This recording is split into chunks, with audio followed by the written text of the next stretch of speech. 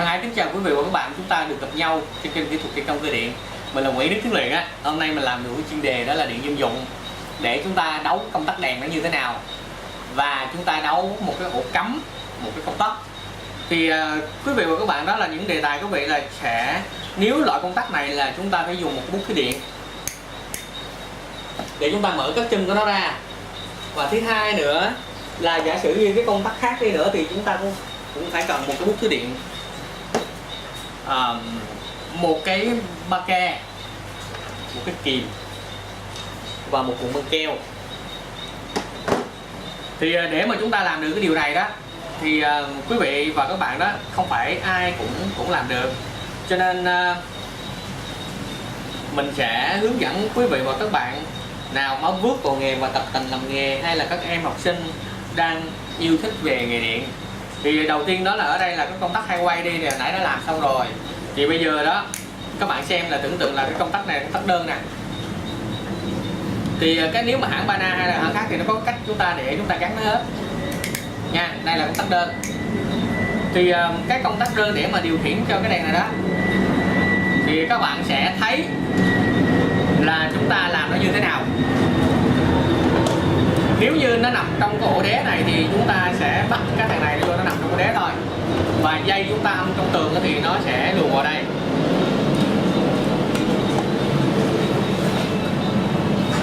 nha.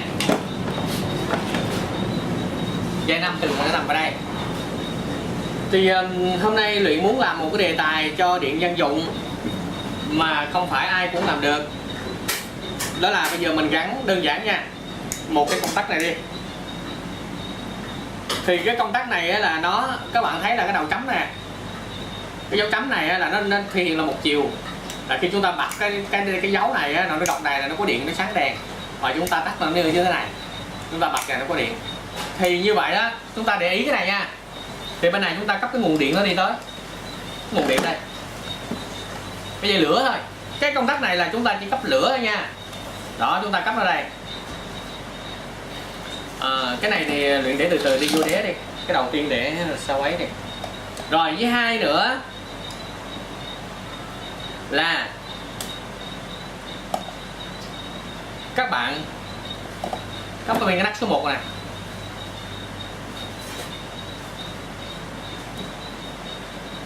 Và dây nguội này chúng ta đưa về CB. Lửa chúng ta đưa vào CB. Đây là cách mà chúng ta lắp đơn giản nhất. Và các bạn cũng phải nhớ chú ý á, là ở bên nào lay lửa chúng ta cấp vô công tắc nha. Chỗ nào mà đỏ lửa đó thì chúng ta cấp vô công tắc.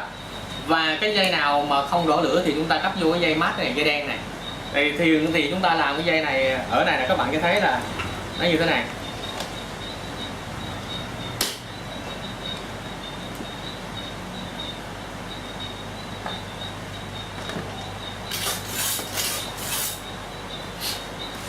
Rồi bây giờ mình bật lên thì các bạn thấy là hiện giờ là cái dây lờ đỏ chúng ta đang có điện này, chúng ta mới bật lên nó mới sáng được. Như vậy là một cái bóng đèn, một cái công tắc này điều khiển một bóng đèn, chúng ta tắt đi. Như vậy ở trong một cái công tắc này chúng ta có 3 cái đèn để chúng ta điều khiển nó 3 cái ở khác nhau ở tại một chỗ. Thì chúng ta sẽ gắn nó như thế nào thì các bạn cũng sẽ gắn như thế này. Các bạn bỏ bình thường nha, các bạn để ý nha.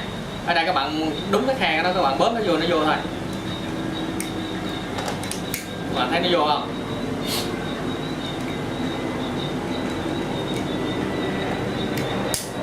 Thì ở đây chỉ có một cái cách là chúng ta làm cái duy nhất là một cái sợi dây nguồn đi tới thôi, chứ không phải chúng ta chích từ đây đi về. Đó là chúng ta gọi là, người ta gọi là nôm na đó là lúp nguồn. Thì chúng ta lúp nó như thế nào?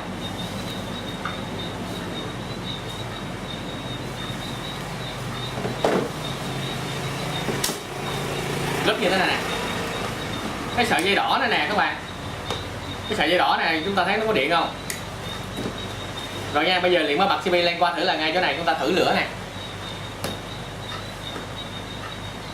Bạn thấy nó có điện không? Rồi đây đụng dây này sẽ bị giật. Rồi các bạn thấy là bật điện nó sáng bình thường. Đó, thì ở đây nó như thế này. Chúng ta tắt nó đi. chúng ta lúp. Nếu như mà ở đây mà nó có một cái chân thì chúng ta lại kẹp cái này vô luôn ha. Nhưng ở đây nó có hai lỗ này, cái công tắc là nó có hai lỗ nên chúng ta lúp out lúp in, có nghĩa là đến và đi. Đó. Thì chúng ta sẽ lúp nó thêm một sợi nữa để nó qua cái sợi số 3 thì nó sẽ có 3 cái đèn sáng với nhau.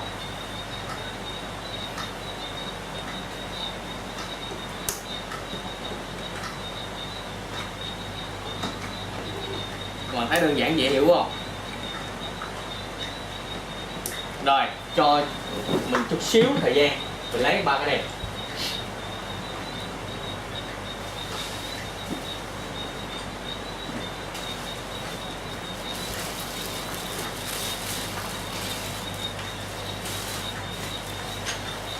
Ở đây mình có một cái đèn nữa ha. Tắt số 2 đi.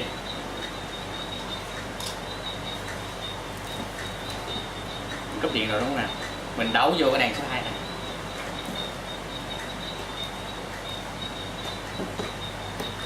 Bình tĩnh từ từ ha.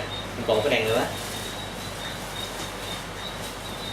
Bữa hôm trước tôi thử đức cùng tính đó, mà cái video này chưa đem lên các bạn. Rồi, cũng một đầu thôi, cùng tính chúng ta sẽ đấu chung với nhau.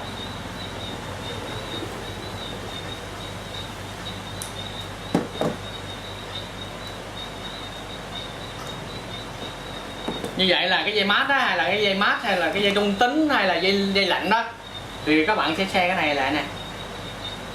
Nếu như cái nguồn nó xa quá thì các bạn chụp 3 sợi dây này lại với nhau, sẽ có một cái sợi dây nguồn đi tới nha. Thông thường thì ở trong công trường đó người ta không cho như vậy, người ta lúp chung vô đâu nè. Mà nó không phải được lúp như này. Ở đây điểm đèn nào khác là nó có một sợi lớn, tại đây cái này 3 sợi nó to quá, cho nên là các bạn sẽ hiểu nôm na là nó như thế này.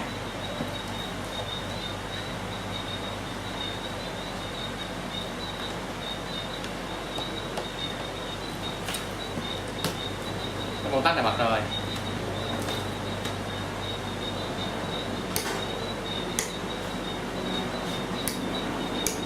Cái này công tắc này hơi bị nằm ngược ha.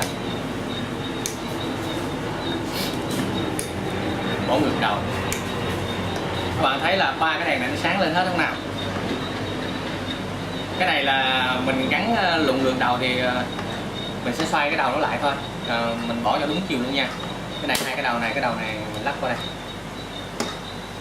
Mà thấy là chúng ta nảy sơ đó là nó ra thôi. Đó.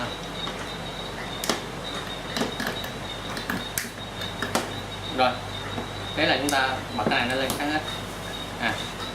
Tắt nè, tắt nè, tắt nè, tắt nè, sáng nè, sáng nè, sáng nè. Chúng ta quay đầu nó lại thôi. Rồi ok, các bạn thấy nó là như thế này, 3 công tắc đều sáng. Thì như vậy bây giờ chúng ta có bỏ thêm ổ cắm nữa sao? Ví dụ như là chúng ta dùng cái ổ cắm này nè. Bây giờ là chúng ta cần 2 cái ổ cắm, nhưng để chúng ta cắm cái nguồn điện nó gần nơi đó thì chúng ta sẽ đấu nó như thế nào? Nó sẽ hoàn toàn khác. Rồi bây giờ là các bạn sẽ qua mình đấu luôn ha. Bây giờ mình tháo ra, mình cấp điện đi, mình sẽ tháo nó ra hết. Cái này là mình đã gặp rồi, cho nên là các bạn sẽ thấy là nó sẽ bị lộn và nó nguy hiểm như thế nào.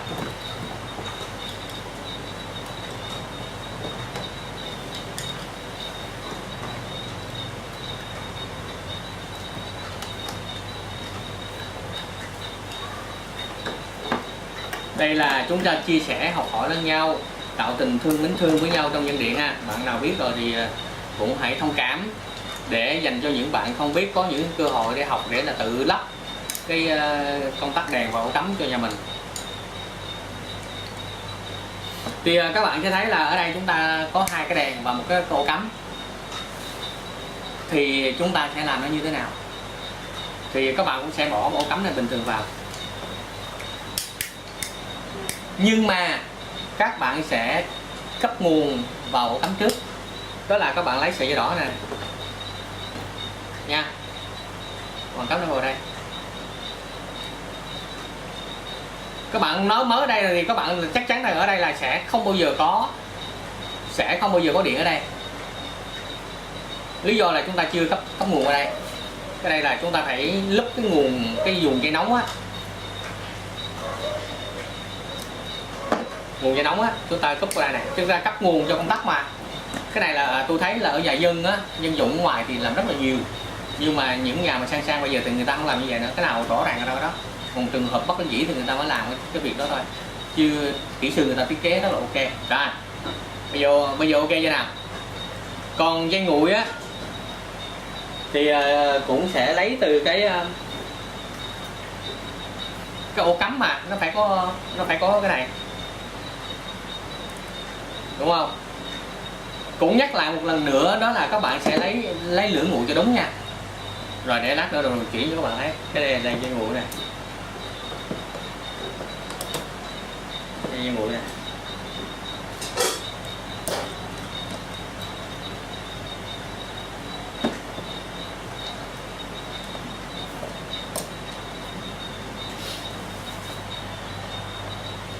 Vậy thì dây đèn, dây nguội của đèn chúng ta đấu ở đâu?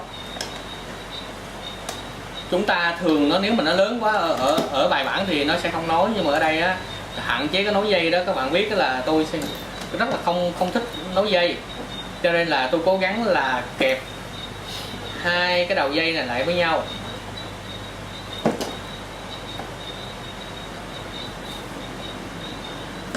Để mình đút vô nó một cái chân.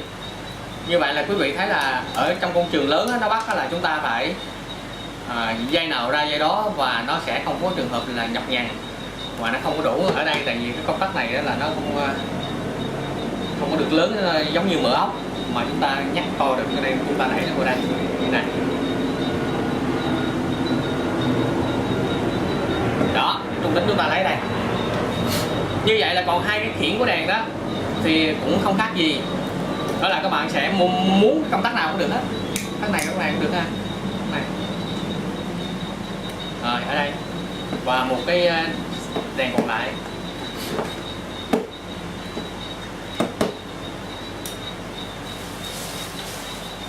Chúng ta đóng nó vào đây.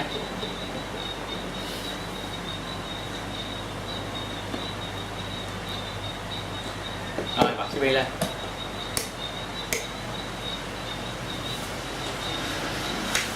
Ok không nào? Bây giờ trường hợp thứ hai, đó là chúng ta đấu lộn. Chúng ta lấy cái lửa này nè đi lên công tắc là đúng rồi. Bây giờ mà chúng ta lấy lộn á, mà cái dây lửa này mà dây nguội mà đi về dây công tắc á, thì nó có hiện tượng gì xảy ra? Đèn nó vẫn sáng bình thường nha các bạn. Mình lấy lộn đi, mình lấy ẩu tả, hầu như là cái này tôi thấy ở ngoài nó dính rất là nhiều, cực kỳ nhiều. Còn điện luôn à, kìa. Ok, bây giờ này mình bật nè, nó sáng bình thường á, không sáng. Nếu mà cái đèn này á, mà đèn này mà đèn tiếp 2 á, đèn mà đèn huỳnh quang hay đèn led thì nó sáng hoài, có hoài ha. Bây giờ nè, để cho các bạn thấy là thứ nhất á, là khi chúng ta tắt công tắc rồi á, thì vẫn còn có điện ở đây. Cho nên tôi nhắc đi nhắc lại, đó là cái sợi dây trung tính rất là quan trọng. Cho nên khi mà các bạn làm sao đóng sáng á, nhưng mà cái này nó không tốt nha. Cho nên là các bạn sẽ làm cho đúng. Chúng ta mới học nghề là chịu khó vô, chúng ta dùng bút cái điện rất là quan trọng để chúng ta thử lửa đó. Đó, bây giờ là mình phải đổi nó lại thôi. Cái này là ở nhà dân mà tôi đi sửa là nó giật tôi té vào càng hết, cho nên tôi rất là sợ. Nhà dân là tôi rất là sợ, cho nên là khi mà đi sửa chữa điện là tôi phải thử điện, tôi dùng bút thử điện tôi thử hết. Nó giật là rất than là chúng ta bị u đầu chảy máu thôi. Nếu mà nguy hiểm hơn nữa thì chúng ta đi đời thôi. Đó, cái này là cái cách mà chúng ta lắp cái đèn, có cái công tắc ổ cắm như thế nào, rất là đơn giản và dễ hiểu. Rồi, cảm ơn quý vị và các bạn đã ghé thăm kênh Kỹ thuật thi công cơ điện. Quý vị cảm thấy video này có ích, hãy like share video và các bạn nhớ đăng ký kênh để các bạn nhận được những video hữu ích tiếp theo. Xin chào các bạn.